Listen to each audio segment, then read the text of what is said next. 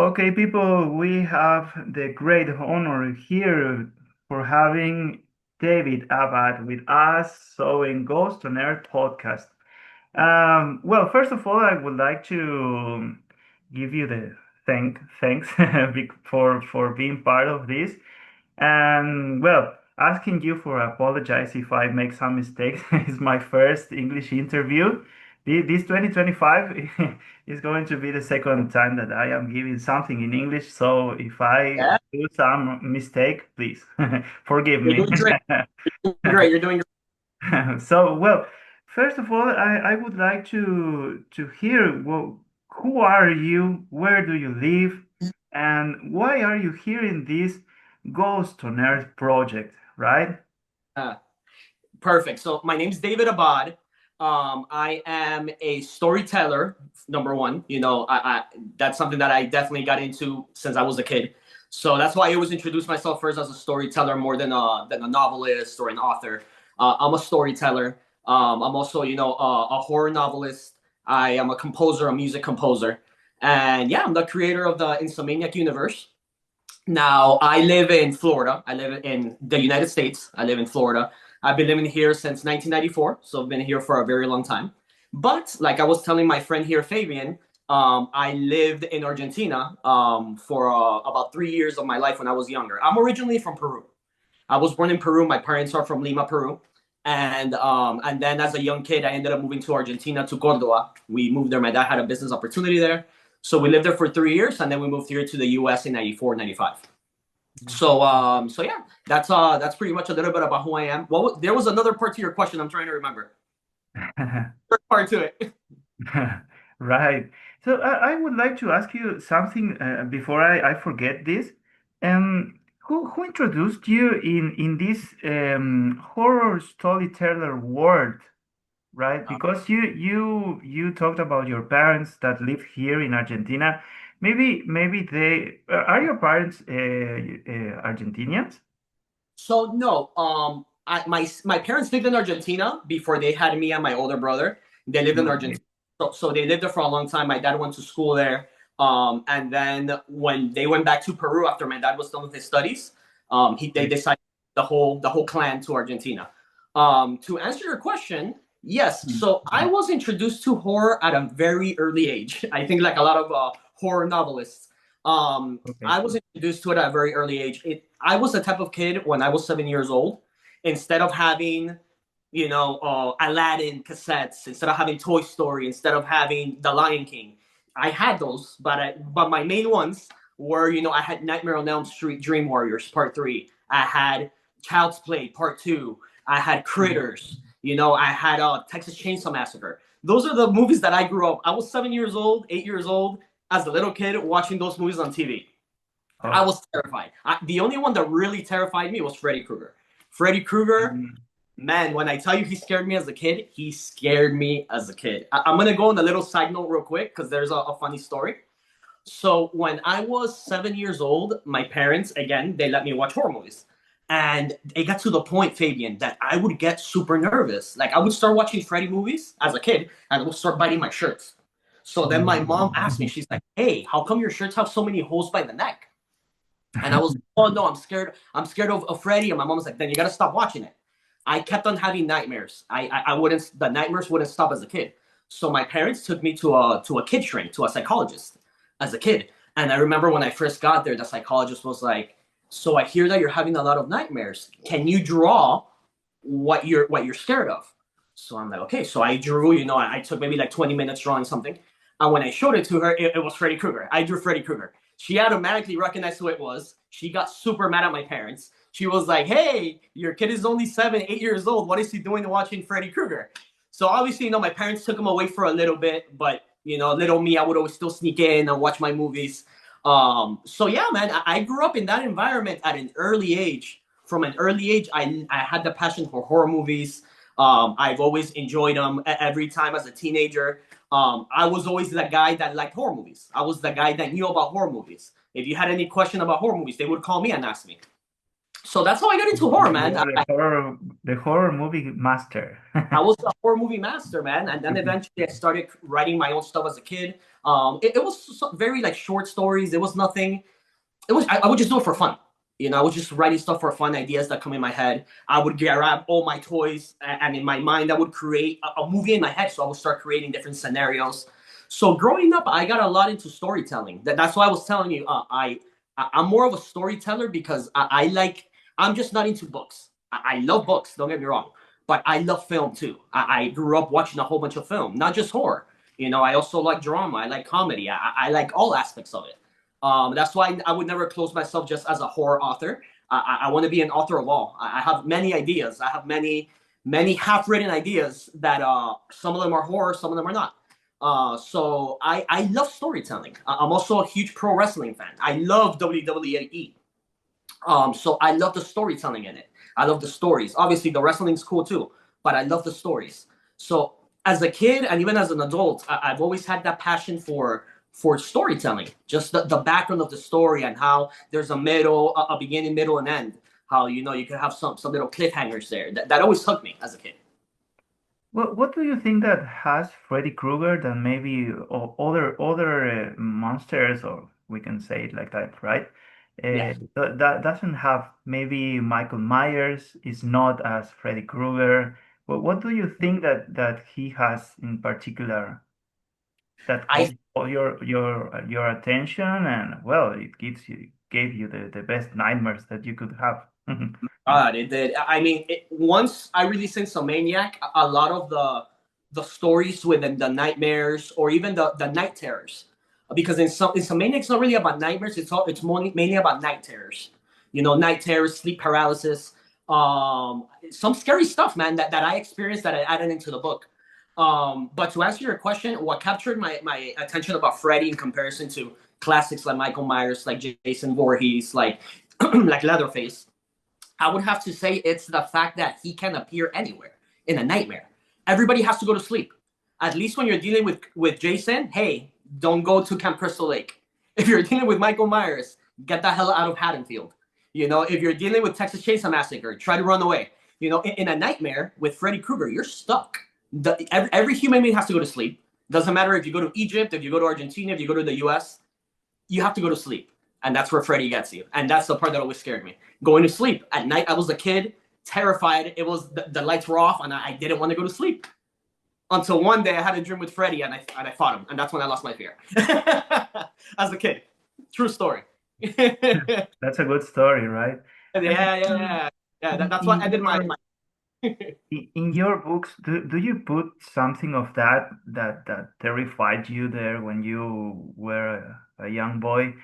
Do you try to canalize maybe or put something of that in everything that you well tell in your stories? I always like adding realism to it. My goal when I write is not to obviously it's to scare people, right? And to scare me. If I can scare myself, then I know I'm doing a good job. But my main goal is to hit human psyche. I think that the scariest thing in the world in life is reality. Is the real things. So I always try to include realism with horror, but I also include my own experiences because Fabian, as a kid, and even as a teenager, I always suffered a lot with nightmares. I would have a lot of nightmares, and it could be the recipe of watching horror when I was a young kid.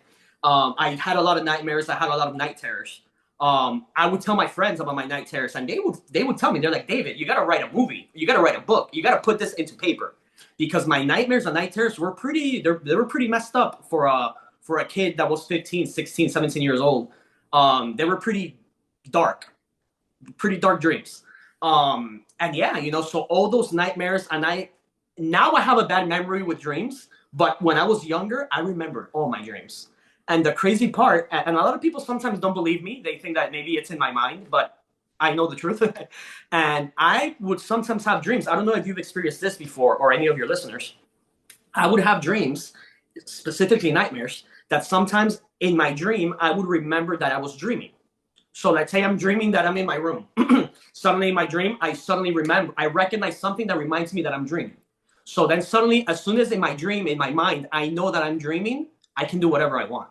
So let's say if I'm in a nightmare and Michael Myers is chasing me, which I've had this dream before, he's chasing me, and then in my dream I realize, oh, I'm dreaming. So then when I'm running, I can start suddenly jumping higher, and I can start doing all these crazy things that I wouldn't do if I didn't know I was dreaming. I used to have that ability as when I was younger. Now I lost that. I do not have that anymore. But when I was younger, I had that, and I used that a lot in my writing because I was able to do some pretty cool things in my dreams. Hmm. Oh, really, really. So I will ask you. You said that when you were a very young boy, Freddy Krueger was your worst nightmare. He was. What does scare now in this with your more than 30 years old? Oh, What does scares you now? now I think what scares me is an actual break-in. Every time I think about, don't get me wrong, I pray for the soul that tries to break into my place because I'm pretty well armed here in the United States. We have laws, that allows us to have, weapons and defend ourselves if somebody breaks in, and I have those and I know how to use them. But that is my biggest fear. My biggest fear would be to be at home, laying on my bed comfortably, and hear somebody trying to break in my door. An actual, somebody trying to steal my stuff, somebody trying to rob. I mean, they had a serial killer called the Night Stalker. I don't know if you've heard of him. And him, he would scare me for the fact of what he would do. He would sneak into people's houses in the middle of the night. He would tie the husband, leave him on the floor, and then he would do all crazy things to the wife, to the spouse, while the husband is on the floor watching before killing them. To me, that's terrifying. That's like more scary than anything that could be brought to me as an adult. As a kid, Freddy Krueger. As an adult, it's a very different, right, from who you are now and who you were. And well, tell us please about your new novel that you were giving me some advices now that is going to be kind of a trilogy, right? Can Yes. you tell us please, because you were promoting a lot your new book, and I saw some videos and stuff that you are doing, I believe with AI, right? Yes. Yes, it's awesome. I really love everything that you are publishing because it gives an environment that I believe that I would be into there. Definitely. So can you tell us about your new novel? Of course, of course. So, like I mentioned to you, Insomaniac is not just a one-off. I created a three-part. If you want to put it like it terms, three chapters, right? So right now I finished book one, which took me about almost 2 years to finish. Um, I finished it I finished it maybe like about, I would say 6 months ago, 5 months ago. I finished it. It took me 2 years. So then after that, my plan was to obviously, do my revising, start editing it. I already had the ideas for book two and book three started already. I already wrote down a lot of it. I just got to go ahead and deep dive and work on the details. But as far as book one, I fully finished it. Right now, I'm working on the edits. I'm revising, doing certain edits before putting that out to the public. I know we mentioned this not in the air, but one of the things that I'm looking to do with this novel, I wanted to not just be a regular novel, Fabian. I want it to be something that's an experience. I want to create a universe, because aside from these three novels that I'm creating for this particular story, I'm also going to have other stories that still happen within that timeline that have nothing to do with Insomniac, that are different. That's why I'm trying to create a universe. And within this universe, I'm very art based. What I mean by that is that I grew up as a musician. I've always played music. Before I got into writing, before I got into what I'm doing now, I used to play in a rock band. I lived here in Florida. I moved with my band to California back in 2012. We were on tour. We were trying to make it. So I've always had a huge passion for music, which is what got me into into music tracks. It got me into music scores for movies. I love those. And right now, currently, what I do as a side job in my life, I'm a music composer. I do music licensing. which means, we create music for video games, we create music for movies, for independent movies, for commercials. Pretty much if you need music, we do it. So I have a huge passion for music, which is why I wanted to bring in music into my art with Insomaniac. I just don't want it to be a horror novel. I want to create a universe that has its own music track. And what I did, Fabian, I created music scores for each chapter of my book. My book has 85 chapters. Not every chapter is long. Every chapter is about maybe like 5 to 8 pages. So it's not something that you're like, going over a whole bunch of pages. But I did create music scores for each chapter that help you dive deeper into the story. I, at times, find myself revising my stories, listening to the music, and it creeps me out. So if it's creeping me out, I know it's going to creep people out. And also, I am very into visuals. Like I mentioned to you earlier in this interview, I grew up on movies. I love horror flicks, so I'm a very visual person, which is why I wanted to bring the visual arts. I wanted to create the arts to it. Now, right now, I'm using AI, which, I mean, I'm not rich. I don't have money. I love supporting whenever I can. I want to support, but with the tools that we have now with AI, I know sometimes they can be used for evil, which I agree.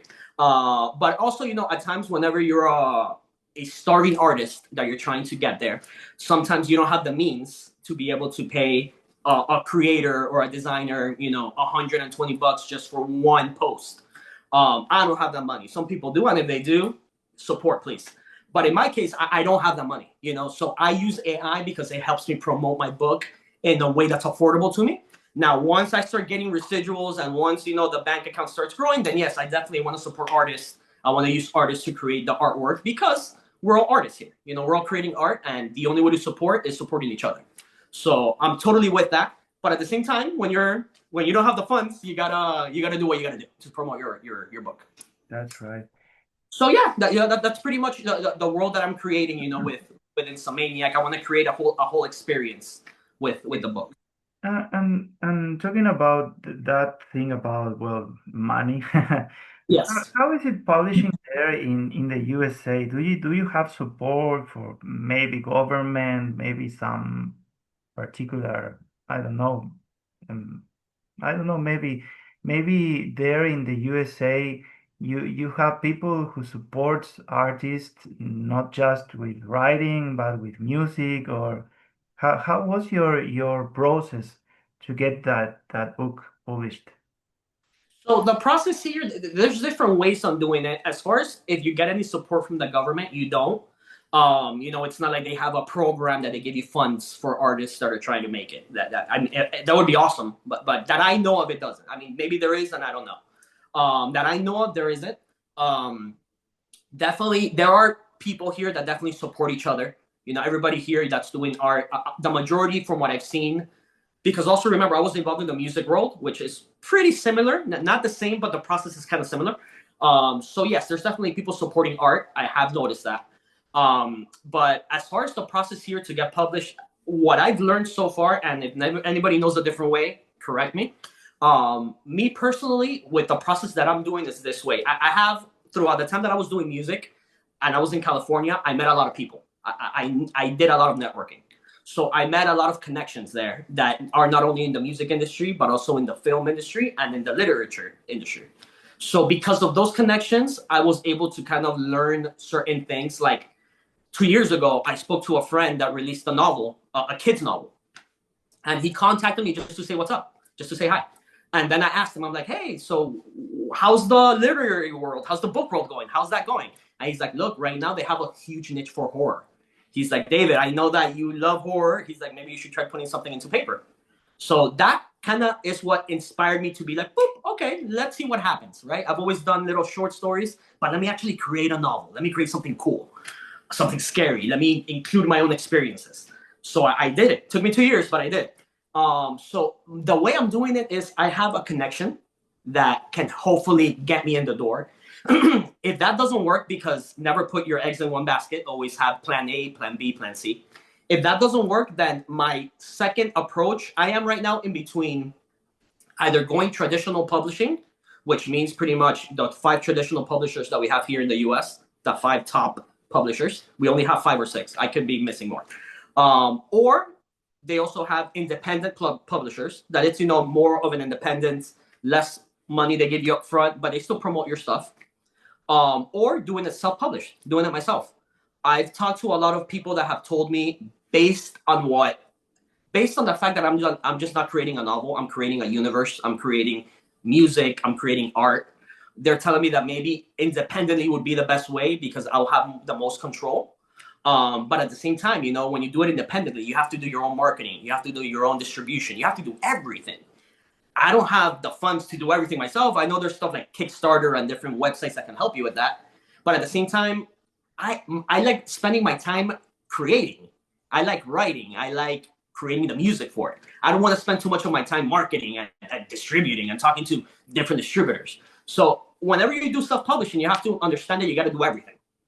So that's the only part right now that's keeping me a little bit cold feet about self-publishing and trying to do it, either through my connection or traditionally published. But again, what's in the end of the day, Fabian, what's gonna make me decide is full control of my creativity. If I am with a traditional publisher and they tell me, nope, we're gonna take control, you're only gonna write, I don't want to do it. I want control because I have the vision. I have the idea of what I want to create in this universe. So I'm pretty open to it. To a short answer to your question, I'm pretty open to it. Whatever offer that's brought to me that makes the most sense is what I go for, whether it's independent, traditional, or through my connection. Okay, that's very interesting. Well, we are going on the final 10 minutes, and I really would like to know with my followers, why do we all have to be scared with David Abad storyteller? What do you have that maybe other people wouldn't have to, well, that possibility to scare us? Oh, I like that. I like that question. I think it has to do a lot with everybody's different experiences. I can read a novel from Stephen King and his experiences alone, like his style of writing, it creeps you out. The way he definitely focuses on the characters and then how suddenly you fall in love with a character and then boom, you lose the character. With me, I would have to say it has to do a lot with my experiences, Fabian. I've had a lot of messed up nightmares. I've had a lot of passion for horror. I've seen a lot of horror. So I've pretty much picked out all the things that scared me out of my nightmares, out of the things that I've watched, out of the things that I've read, and I put them into this universe that I've created with my own uniqueness to it. So what's the difference here in comparison to other writers? The experiences that I'm bringing in are a lot of them are real experiences that I've lived and seen with my own eyes. Also, I think every time you tackle into subjects like insomnia, like nightmares, like stuff like that, it's always scarier because again, everybody has to lay their head in bed at night. In this case, my story is not like Freddy Krueger because sometimes people are like, oh, when you're dealing with sleep, automatically they think Nightmare on Elm Street. And no, this is different. Freddy Krueger, he went after people in their dreams. Insomniac, he doesn't want you to dream. He wants you to stay up. He wants you to be weak. He wants you to stay up for 7 days. He wants you to stay up and not sleep. So that way, when you're on your weakest, when you're hallucinating because you haven't slept in days, that's when he attacks you. And he'll use certain tactics to keep you from dreaming. He'll use night terrors, sleep paralysis. You'll hear the door in your closet opening and you'll see several hands. You'll hear that little tingling behind your neck. Or sometimes you have a bottle of water next to you and you hear that out of nowhere. And you're like, what is that? And that's Insomniac. He's there ready to freaking get you. That's the difference between Freddy and Insomniac. Insomniac, he doesn't want you to sleep. Freddy's all about dreams. Insomniac, he wants you to stay up. He wants to get you when you're up. So I think that people are going to be really thrilled with the story because what I wrote, Fabian, is not just a horror book. Like I told you, I have passion for drama, for comedy, for all those genres. So I included everything in it. In Insomnia, you're going to find love stories. In Insomnia, you're going to find loss. You may even shed a few tears, because you're going to find different. The best way I could put it to you, it's an emotional roller coaster. You're going to have different feelings, not just fear. I want you to be scared. But what I mainly want you to be, I want you to be a little bit traumatized like I was. That you have to have those nightmares and you're like, oh man, as a kid, I want to see a shrink because I'm scared. To me, if you do that, mission accomplished. After this, I am telling you that everyone is going to go and buy your book. It's coming out right now. I'm finishing the editing process and then it's distribution, what right now. But it's coming out soon. I'll be keeping everybody posted. Like you said on Instagram, I'm constantly posting, different little trailers, different little, I want to create a hype. I want to give everybody a small taste of the big universe that Insomniac is. That's right. Okay, David. So, Y well, también hablo español uh, para mi gente hispana. finally, well, I really would like to give you all my thankful because you were always open to talk to me in every moment. I am telling you that I love the idea of your book. I love your environment. I don't know if that's your house or Yeah, maybe right. your room. I love that. I believe that there you in the USA have a different way to celebrate this Halloween. Yeah. So that's something that very interesting because everything that is there, Halloween living, you have it there in your environment, right? Can you show us, please, a little bit? Of course, of course. What do We you have, have there? We have we have. 4 minutes, but I believe that's enough for us to see. So we got Oh, some God, here. that's really spooky, right? Got some books here. Yeah, just a little, a little horror feng shui. And to be honest with you, man, this is all mainly. Sorry, let me fix this. All right, this is all mainly my spouse. My spouse. She's the one that's we love Halloween. To us, I Halloween is know. we love horror movies. We leave our place like this throughout the year. Because we enjoy Halloween. We like Halloween all year round. And this is my spouse, man. She's really into Halloween. She enjoys decorating, and she's the one who created all this. It wasn't really me, so I won't take credit. So yeah, man, she created, and it really helps with my writing because whenever I'm writing and I'm sitting on the couch and then because I write with my laptop, and then I'll see, I'll look around and I'll see all the Halloween decorations, and it does inspire me. It helps me get into the mode. You, you have everything to be a good writer and a huge composer, right? Thank you, And thank you. and well, David, again, I am giving you everything that I can be thankful for this experience. I hope that I did it fine. I hope that you felt comfortable. Yes. And well, we expect that you can chat with us again in another moment. Maybe now that you are getting on vacations, maybe you have there and on holidays. Vacation wish. So, well, from Argentina, invite you to come here every time that you want. And we have some now we are having some book fairs here that are with the horror mood. Now we're giving some a book fair which is named Libros of Sangre, Libros de Sangre, ¿sí? Oh, bloody books. Right. So maybe if there would be some possibility someday, Yeah. we can have you here. And let me know. That would be awesome. Like I said, I have family in Argentina, so it'll be awesome to one day meet you in person as well. And yeah, that'll be We cool. try That'll be really. we will make Oh, you and try mate. mate and Oh, Fernet. of course, I've tried mate. I love mate. And Fabian, just want to let you know, man. Thank you for this interview. You believe it or not, you are my first interview doing for the book. Oh, Um, right. so so you did great. You made me feel super comfortable. Thank you. And yes, we'd definitely love to do this again.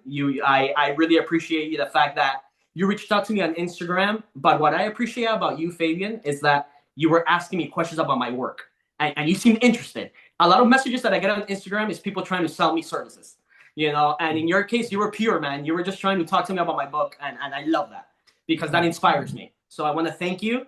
And I'm sorry, next time we do an interview, voy a hablar más español. Mi gente hispana, disculpa que no hablo mucho español. Hay algunas palabras que no me siento muy cómodo, pero igual yo siempre intento hablar español me ayuda mi práctica con el idioma.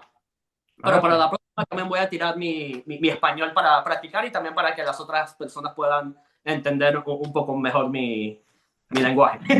I suffered with English, so in the next time It's my turn. te vamos a hacer sufrir entonces con el español. Ahí, español, pero voy a hacer un montón de errores con las palabras. Igual que yo. Sí, pero hiciste muy bien, hiciste muy bien.